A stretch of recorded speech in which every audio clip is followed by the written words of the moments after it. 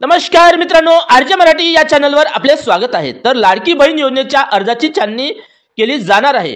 नियमात कोणतेही बदल न करता ही छाननी केली जाणार आहे, अशी माहिती महिला व बालविकास मंत्री अदितीताई तटकरे यांनी दिली आहे। नियमात म्हणजे निकषात कोणतेही बदल न करता या 5 निकषाच्या आधारावर स्क्रूटनी म्हणजे छाननी केली जाणार आहे। तर हे 5 निकष कोणते आहे व कोणकोणत्या महिलांना अपात्र केले जाणार आहे हेच आपण या व्हिडिओमध्ये पाहणार आहोत। तर त्यासाठी हा व्हिडिओ शेवटपर्यंत पूर्ण पहा। व्हिडिओ आवडला तर एक लाईक जरूर करा व असेच नवनवीन माहितीचे अपडेट पाहण्यासाठी आमच्या चॅनलला सबस्क्राइब करून बेल नोटिफिकेशनला प्रेस करून ऑन करून घ्या, जेणेकरून अशीच अपडेटची माहिती आपल्यापर्यंत पोहोचत राहणार। तर ही लाडकी बहीण योजना ही आर्थिकरित्या दुर्बल व गरीब महिलांसाठी महिलांना आत्मनिर्भर व आर्थिक मजबूत करण्यासाठी सुरू करण्यात आली होती। तर या योजनेत अशा भरपूर महिलांनी अर्ज भरले आहे जे आर्थिकरित्या सक्षम आहे व या लाडकी बहीण योजनेच्या निकषात बसत नाही व त्यांचे अर्ज सुद्धा मंजूर झाले आहे व त्यांना पैसे सुद्धा मिळाले आहे। तर या महिलांना व आणखी अशा काही महिला आहे ज्यांच्या उत्पन्नात आता वाढ झालेली आहे व काही महिलांना सरकारी नोकरी लागली आहे, तर काही महिलांचे लग्न होऊन परराज्यात गेले आहेत।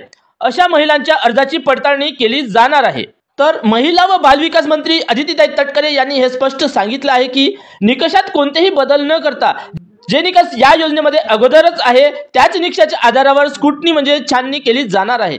तर हे 5 निकष जे या योजनेमध्ये अगोदर आहे, तर यातले पहिले निकष म्हणजे तुमच्या कुटुंबाचे सर्वांचे मिळून वार्षिक उत्पन्न 2.5 लाखापेक्षा जास्त असायला नको। तर तुमच्या कुटुंबाचे उत्पन्न 2.5 लाखापेक्षा जास्त आहे की नाही हे चेक करण्यासाठी रेशन कार्ड व आयकर विभाग व आणखी काही विभागाकडून डेटा घेण्यात येणार आहे व पडताळणी केली जाणार आहे। तर आता यानंतर दुसरे निकष म्हणजे तुमच्या कुटुंबातील व्यक्तीच्या नावावर 4 चाकी वाहन ट्रॅक्टर वगळून, म्हणजे ट्रॅक्टर असेल तर चालेल पण इतर कोणतेही 4 चाकी वाहन त्यांच्या नावावर असायला नको। तर तुमच्या कुटुंबाच्या कोणत्याही व्यक्तीच्या नावावर 4 चाकी वाहन आहे की नाही हे चेक करण्यासाठी आरटीओ विभाग कडून सहायता घेण्यात येणार आहे व पडताळणी केली जाणार आहे। तर यानंतर तिसरे निकष म्हणजे तुमच्या कुटुंबात कोणतीही व्यक्ती सरकारी नोकरी किंवा शासकीय सेवेचा लाभ घेतलेले आहेत काय, किंवा आमदार, खासदार किंवा शासकीय संस्थेमध्ये सदस्य आहेत काय।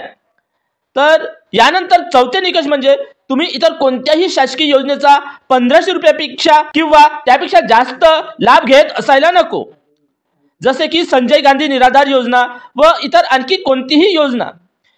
तर आता यानंतर 5वे निकष म्हणजे सदर महिला विवाह होऊन परराज्यात गेलेली असेल तर।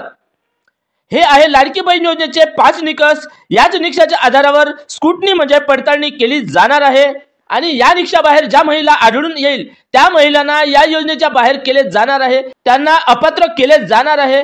अशा महिलांना यापुढे या योजनेचे पैसे मिळणे बंद केले जाणार आहे, अशी माहिती महिला व बालविकास मंत्री अदितीताई तटकरे यांनी दिली आहे।